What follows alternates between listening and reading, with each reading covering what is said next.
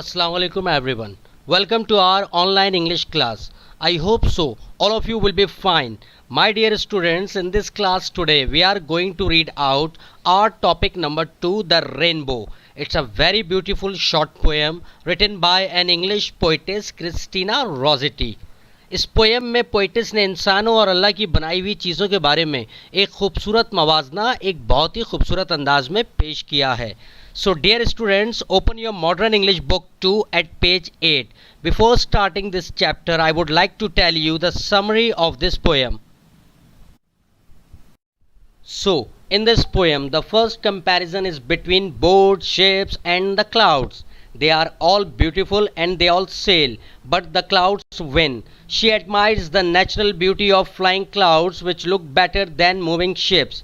नज़म के पहले हिस्से में सबसे पहले पोइटेस कहती हैं कि कश्तियाँ जो दरिया में तैरती हैं और जहाज़ जो समंदरों में चलते हैं बिलाशुबा उनका नज़ारा भी कम दिलकश नहीं होता, लेकिन कुदरत के अजीम शाहकार बादल तैरती कश्तियों और जहाज़ों से ज़्यादा दिलफरेब और ख़ूबसूरत नज़ारा पेश करते हैं.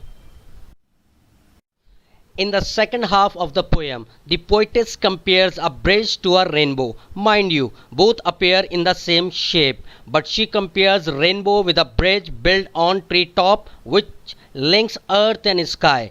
जबकि नज़म के दूसरे हिस्से में पोइटेस दरियाओं पर तामीर ब्रिजेस और आसमान पर नज़र आने वाली रेनबो का कंपैरिजन मवाजना करते हुए कहती हैं कि पुल और कौसो क़ज़ा देखने में तकरीबन एक जैसे होते हैं, जैसे कि दोनों ही खला में मौल्लक यानी लटके हुए हैं, लेकिन ब्रिजेस के मुकाबले में रेनबो का नज़ारा न सिर्फ रंगीन नज़ारा पेश करता है बल्कि ज़मीन से आसमान तक रंगों की एक तरतीब नीचे से ऊपर जाती हुई माहौल के हुस्न में चार चांद लगा देती है. After the summary of this beautiful short poem, now it's reading time. Before starting the reading of this poem, we have words to know to discuss first.